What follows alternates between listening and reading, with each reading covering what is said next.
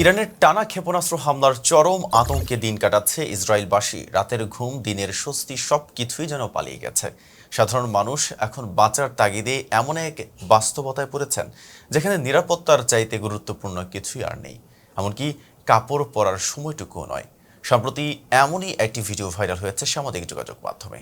সেখানে দেখা যায় এক ইসরায়েলি ব্যক্তি গভীর রাতে ঘুমাচ্ছিলেন। হঠাৎ মিসাইলের বিকট শব্দে ঘুম ভেঙে যায় তার। মুহূর্তেই আতঙ্কে আচ্ছন্ন হয়ে তিনি ঘর থেকে দৌড়ে বেরিয়ে পড়েন। আর তখন তিনি শুধু আন্ডারওয়্যার পরিহিত ছিলেন। নিরাপদ আশ্রয়ের উদ্দেশ্যে অর্ধনগ্ন অবস্থায় রাস্তায় দৌড়ানোর সেই দৃশ্যই এখন সবার আলোচনায়। ভিডিওটি এক্সে শেয়ার করেছেন পাকিস্তানের খ্যাতিমান সাংবাদিক হামিদ মীর। ক্যাপশনে তিনি হালকা রসিকতা করে লিখেছেন, ওহ, দিস ইজ ভেরি আনফর্চুনেটলি। মধ্যপ্রাচ্যে উত্তেজনা এখন অন্য মাত্রায় পৌঁছেছে। ইরান ধারাবাহিকভাবেই ইসরায়েলের সামরিক ঘাঁটি ও পারমাণবিক স্থাপনায় হামলা চালিয়ে যাচ্ছে। গত রবিবারও ভোর রাতে একাধিক স্থানে বিস্ফোরণের ঘটনা ঘটেছে।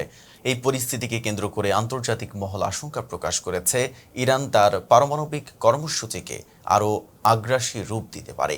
অন্যদিকে ইসরায়েল ভীত সন্তুষ্ট হয়ে বলছে, তেহরান যদি থামানো না যায় তাহলে পুরো শহর গুঁড়িয়ে দেওয়া হবে। অন্যদিকে উত্তেজনা প্রশমনের জন্য আমেরিকার প্রেসিডেন্ট ডোনাল্ড ট্রাম্প দ্রুত দুই দেশের মধ্যে সমঝোতার আহ্বান জানালেও ইসরায়েলের আকাশ এখন আতঙ্কে ভারী। শুধু ধ্বংসস্তূপ নয়, মানুষজনের চোখে মুখে ভয়, ঘরবাড়ি ছেড়ে পালানোর তারা। আর সেই পালানোর ভয়ে পোশাক পরারও সময় পাচ্ছে না ইসরায়েলিরা। এতক্ষণ সাথে ছিলাম মেহেদি হাসান। ফেজদা পিপলের সাথে থাকার জন্য ধন্যবাদ।